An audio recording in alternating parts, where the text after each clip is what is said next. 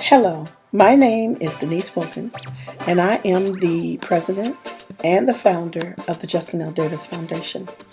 But today I want to talk to you from the heart of a parent, parent to parent. During the 9/11 terrorist attacks, my job was to counsel and offer comfort and support to families devastated by the events. Our team was responsible for teaching people emergency preparedness, how to plan in advance for a catastrophe. Well, today we have children suffering, but on top of that, we have our bills, our health, our relationships, our jobs, our ministries, all these pressures. Far too many families today are suffering through emotional catastrophes, and they feel alone. Catastrophes are sudden. They happen suddenly. Fear and terror is not something that we anticipate. God never intended for you to face the turmoil of raising your children with these horrific circumstances alone.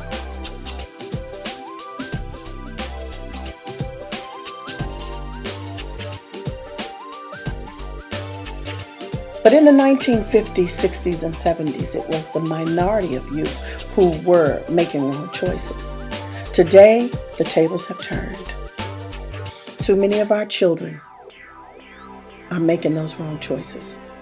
Choices that slow down, block, and or steal, like in my son's case, the opportunity for his earthly success.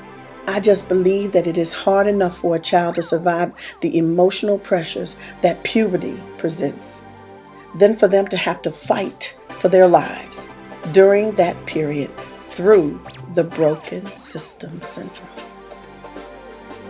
As parents, many of us spend our lives trying to raise healthy children, but it has become more and more difficult to do that properly in a society that is going in the opposite direction.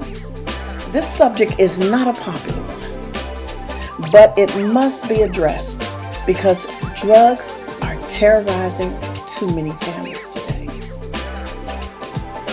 What is the broken system syndrome, someone may ask?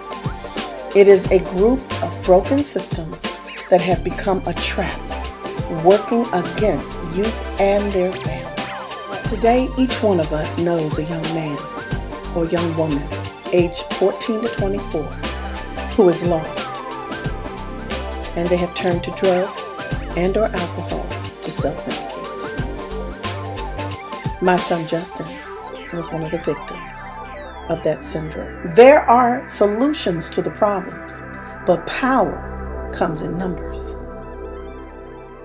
and we must join as the village and pray together, be a support to one another, work together and create opportunities to rescue and restore today's lost champions. Parents who are suffering from fear and anger and sadness, disappointment, and I'll say this, the worst of the worst that is hitting the families today is shame. Shame is gripping our households. Shame is the emotion that causes us to hide or to draw back from sharing our suffering with others, afraid of what someone may think about me.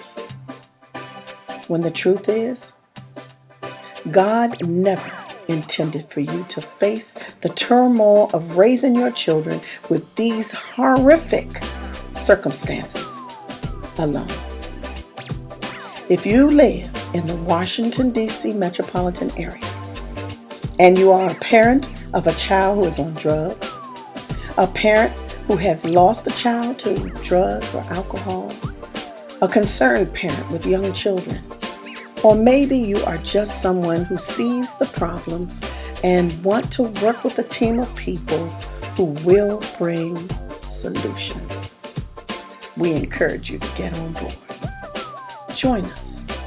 We've developed a support group called Parents with a Voice. Now is the time. We need each other. Join me. The information is on the screen. Your voice counts. Thank you, and God bless.